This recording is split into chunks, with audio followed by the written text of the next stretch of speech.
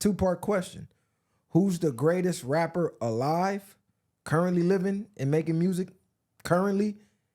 And who's the greatest rapper of all time? Either one of y'all want to start it? This is that shit tough. This is the take. If we see now, it's hard because it depends on what we considering. Like, cause like we say, when you get MVP awards, you count everything. If you playing basketball, you get assists. You count the motherfucking the points you scoring, the rebounds you getting, or whatever. So if I count an all-around rapper, I'm gonna count his hooks. I'm gonna count his punchlines. I'm gonna count the songwriting and everything. So I'm gonna say Wayne probably the hardest nigga right now, man. As far as if you really have to throw two niggas in a cage and get in there, Wayne might be out doing niggas. But it depends, like I say, what type of music that you're really looking for. And I'm gonna have to say Tupac was the greatest rapper because of everything he did at the age he was. Like, ain't nobody ever gonna outdo Tupac when it comes to the work ethic, the amount of body he put out at 25 years old, including movies and all that other shit. You know what I mean? And going to jail on top of all that other shit. Yeah. So he didn't have as much time as everybody else. And the way he did it was damn near immaculate. Like, I don't think that'll ever be repeated in history. And on top of that, he's going dropping platinum, getting into it with record labels, you know what I mean? Having problems putting out his music. So I'm gonna say Tupac is the greatest rapper, and I think Wayne might be the hardest thing out right now, as far as when it comes to just making music that people want to hear, and he could bar for bar with anybody. You know what I'm saying? So I'm gonna go with that. Yeah. Talk to us. That's tough right there. You need time to think? I need time to think on that. All right, look. So for me, bro basically took my answer because greatest living, man, it was either, it's always a toss-up between Jay and Wayne. And the reason I give it to Wayne, because the amount of music, number one, that Wayne puts out, you got to take into account his fucking mixtapes. Yeah. Wayne put out 1,000 mixtapes. How many mixtapes Jay put out? I don't know if he got any really. Yeah, I think you know what I'm saying? All his shit was major releases. But I think a lot of people put Jay up there because of a lot of the moves he makes outside of music on the business side, being a mogul, becoming a billionaire, and becoming a brand, Jayz. That is like, you know, that starts to come into play when people think, oh, the greatest. But when we just talking about music, bro, Wayne is, first of all, he started at 17. How old was Jay when he came in the game? Older than that. In his mid-20s for sure. He was in his mid-20s for sure. And since Wayne has come in the game, Wayne has always been like a main figure since he came in with the Hot Boys. I'm talking about he had the fewest words on Back That Ass Up, but he had damn near the hottest verse. Everybody knew Wayne shit. Right. You know what I'm saying? Bling, bling. He coined that. Like, Wayne has done great shit since he came in the game. Jay didn't get his recognition till Pac and Big died. When Pac and Big was alive, wasn't nobody talking about Jay. Niggas wasn't listening to Jay. And Jay was out. Reasonable Doubt was out. Reasonable Doubt didn't get his love until damn near a decade after it came out. When we went back and started listening, like, oh shit, Jay been dropping jewels. He been dropping game. And like you said, Wayne can still do what the young niggas doing. He can still bar for bar freestyle. He can still write songs, hooks. Like, he's still relatable. He can still put out hits today. Jay, he got to disconnect with the youth. I think he's having a hard time connecting with the younger fan base. You know what I'm saying? And just like I said, just counting Wayne's mixtape run, he's arguably had one of the greatest mixtape run ever. Not to mention he had the most features that, as I was in jail when he was doing all the features. I was in the pen like, this nigga going crazy. He only had like 200 something features. Fuck 200, he had 300. And he bodied every one. Facts. And he was going at Jay a little bit like, man, what's up? I'm coming for the throne. Jay low-key was like, you know, he took his diplomatic approach like he usually do. But yeah, I think living, Wayne got it. I think Wayne got it. You got to give it to Wayne, because how old is Wayne right now? You got to realize he still got more years to reach the age Jay is at now. Yeah. So that's still X amount of years. He could put out more projects. It's just, I don't know, Wayne just got too much body of work, man. Wayne could spar with any of them. Yeah. And I thought about, like you said, I thought about the Jay-Z thing, but then I think about the verses on God Did on the DJ Khaled track. Okay, yeah, they was both, yeah. They both was on there, but everybody was going crazy about Jay verse. But I'm like, look how crazy Wayne went. He went crazy. But he went crazy with less bars. words. Yes. He had fewer bars, straight to the point. And every single point in bar that you dissect, you like, this nigga really went crazy. And he didn't have to say much. That's when really the definition of less is more. Like, Jay went crazy. Don't get me wrong. Took him 5 minutes though. Yeah, exactly. Wayne got to the point, dropped his shit, and killed everybody on that track. Now So Wayne is a different animal, and you gotta realize Wayne, he birthed a whole generation. Everybody after Wayne was clones. Young Thug, clone.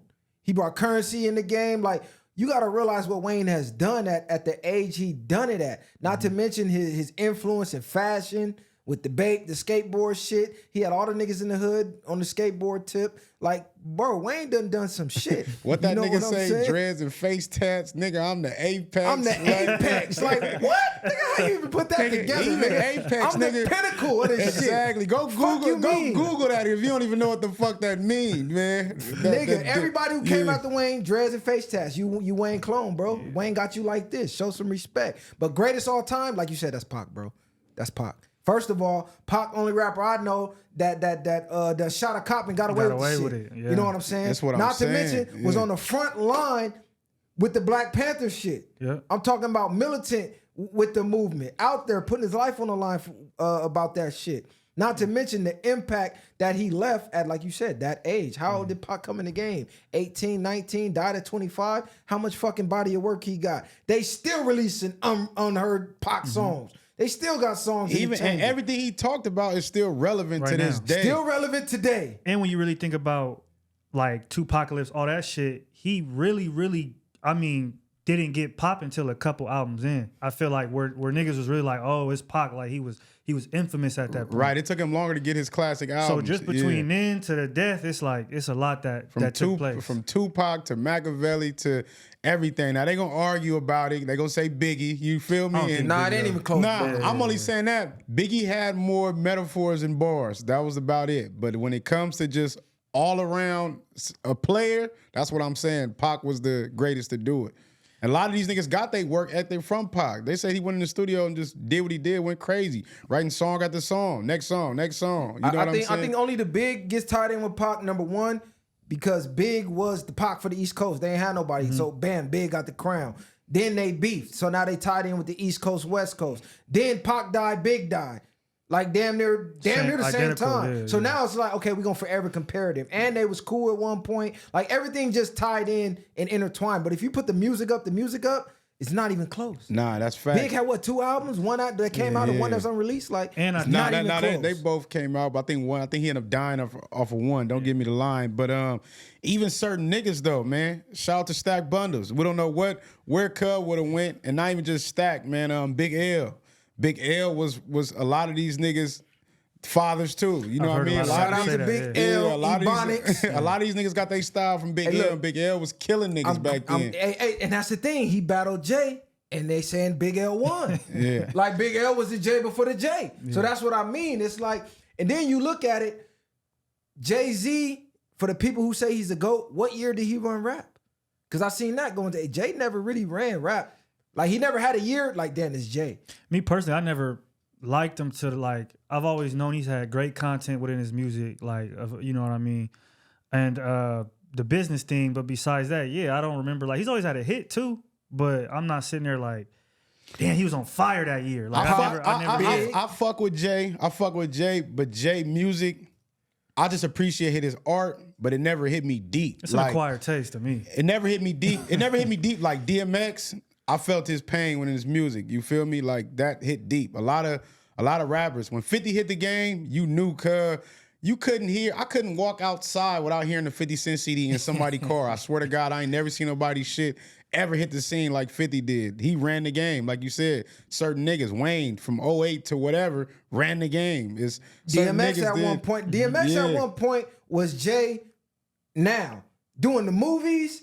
This nigga went platinum twice in 1 year. Like, people sleep on the impact of X. If he wasn't on drugs and he had a business mogul mindset, imagine what that nigga would be. He'd have been more appreciated. Doing movies with fucking Jet Li. Aaliyah. And really acting like, yeah. damn, this nigga X, bro. Like, this nigga could be damn near an actor. And I don't think people expected that from him. Belly, cut did his shit. Belly, that's what I mean. That's what I'm saying. He was cold. But I want to say this, brief intermission, because you brought up Stack Bundles. That was my favorite rapper growing up, right? Jim, we need that Stack album, dog. I know I done seen all your interviews. I know you say it ain't on you. You say it's the family. It's a whole lot. Whatever y'all got to do to reconcile that and get that man's unreleased music out, that Rockstar album, we need that, bro, for his core fans and for him, because he did a lot for your career and helping you get to where you at. A lot of your style came from Stack. The ones who know. Now, I'm not saying you ain't did nothing for him, but you the only one that I know who got pull enough to pull this off, because you was right here with him.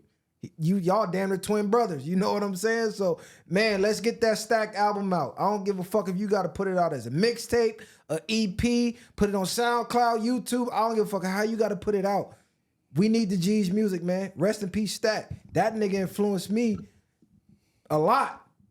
A lot. I got a lot of my style from that nigga. All that fly shit, that gorgeous gangster shit. I was running with that in high school. You know what I'm saying? Between Stack and 50, them was my influences. So when people get on here and say, oh, y'all West Coast bias, y'all don't even know. I didn't even grow up listening to West Coast music. Not like that. I was on the mixtape scene. I fuck with Dog Pound and all that shit, Corrupt, all that shit. But who had more of an impact? That mixtape scene, man, that was just different for me. But yeah, if they still got Stack music, that's wild. Like, bro, they still got that whole album never came out. I didn't even know that. They need to drop that though. But yeah, shout out to Stack Bundles, shout out to Far Rockaway, man. Squad Rest up. Rest in peace, Stack, man. Yeah. Squad up. Greatest ever. We didn't get it yet because you for the younger generation, so you might got a different pick. I do. I mean, so I kind of was at a toss up between Jay and Wayne as well. Like, I feel like when you look at Jay, I could say him due to the content within his music, the consistency of hits, the awards, the accolades, and then also I feel like just expanding and pushing rap further than it's gone, you know, at the time. So I feel like you could say Jay, but then you could say Wayne, because it's like Wayne created the next generation of rap, really. Like we kind of saying, the Young Thug and all the Lils and all that shit. Like, so, I mean, for me, it's a toss-up, but I'm gonna go with Jay. Honestly, I'm gonna say it's Jay, and I'm gonna say the greatest ever is Pac. And so let me ask you this: if you had to choose on a 3 or a road trip, who you popping in, Jay or Wayne? Damn. What, a 3-hour road trip? Nah, not even 3 hours. I was finna say 3, but that's too kind of short. Just a road trip, maybe 10 hours. You have to play all Wayne or all Jay. Who you playing? Damn, I'll probably play all Wayne. See, all right there. Because Wayne I'm just saying, stop playing. Yeah, stop capping, man. Wayne yeah. I don't know. You might run out of Jay music, nigga, from here to You gonna be doing. Wayne gonna have you. He got shit for the girls. He got shit for everybody. Yeah. He got shit for everybody. Listen, I'm not shitting on Jay. Don't get it fucked up. I'm a big Jay's Jay one of fan. the GOATs. And I had all Jay albums when I was a kid, from Blueprint on. That's when Jay really did it for me. When he dropped that Blueprint, I saw, yeah, bro different. Bro different. You know what I'm saying? I didn't grow up selling drugs. Yeah. I grew up the stick-up kid. So I related more to niggas like 50 and X, because they was talking the shit I was doing. I wasn't selling drugs. So the dope rap, I'm like, oh, all right, I'm not hustling. You know what I'm saying? But once he dropped that Blueprint, that shit hit different for me. But the reason I say Wayne, the versatility, the prostitute flange, like he can go do that and then go bar for bar. Like his range is just too crazy. Yeah, I didn't grow up. And that's the thing. I grew up not really listening to Jay, but as I've gotten older, going back, he got some shit. Like, he's cool, but definitely, you know, when you say that question, it's like, man, I probably listen to Wayne. And me growing up, I knew more of Wayne than Jay anyway. Jay was already almost damn near like, look, I was born in 97. Jay's almost damn near a fucking mogul by the time I was, you feel me, what, 14, 15? He was already mogul status.